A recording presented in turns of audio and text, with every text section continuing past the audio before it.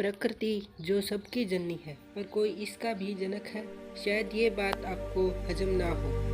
आपने सुना होगा कि लोग पेड़ लगाते हैं, पौधारोपण वृक्षारोपण करते हैं। बहुत सी ऐसी संस्थाएं हैं जो पौधारोपण वृक्षारोपण प्लांटिंग करती है, पर आपने सुना है कि कोई जंगल लगाता है, जंगल बनाता है या बहुत सारे पेड़ लगाकर जंगल का निर्माण करता है, पर शायद नहीं सुना होगा।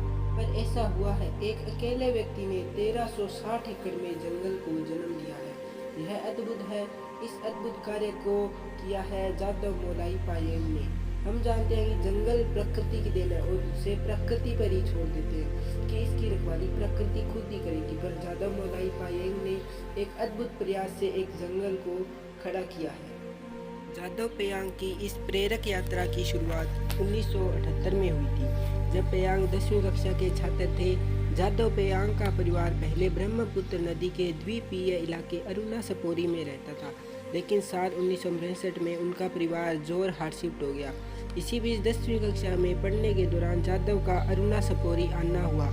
इस दौरान जादव ने देखा कि अरुणा सपोरी इलाके में सैकड़ों की संख्या में सांप मरे पड़े हैं।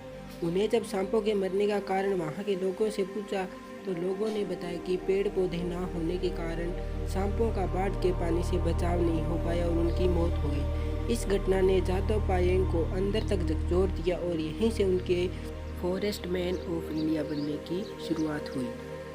इसके बाद उन्होंने 1978 से वृक्षारोपण शुरू किया और अब तक वे 1300 एकड़ से भी ज़्यादा एक विशाल जंगल खड़ा कर चुके हैं। उनके नाम से अब इस जंगल को मोलाई जंगल कहते हैं। इस जंगल में भारत की 80% से भी ज़्यादा पक्षियों की प्रजातियां पाई जाती हैं। जंगली जीवों को एक नया आश्रय मिला है और सबसे अच्छी बात, यहाँ पर अब अनेक प्रकार की सांपों की प्रजातियाँ भी पनपने लगी हैं, जिनके लिए इस अविश्वसनीय कार्य को शुरू किया गया था।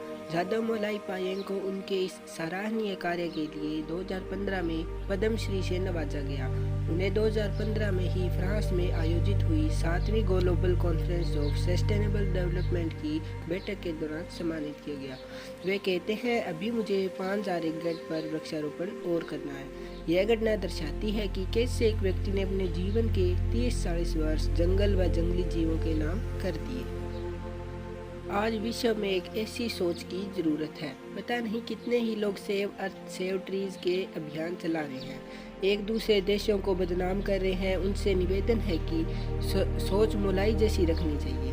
भारत यहाँ जहाँ पेड़ों को देवता तुल्य माना जाता है, पर कोई पेड़ काटने से डरता ही नहीं है और उसकी जगह नया पेड़ लगाने का प्रयत्न भी नहीं करता। यही पेड़ आपकी ज़िंदगी को बचाते हैं। तो आज आप भी निश्चय करें कि आप भी कभी किसी पेड़ को काटेंगे तो उसकी जगह नया पेड़ लगाएंगे और अपनी मातृभूमि को उसकी संपत्ति वापस लौटाएंगे।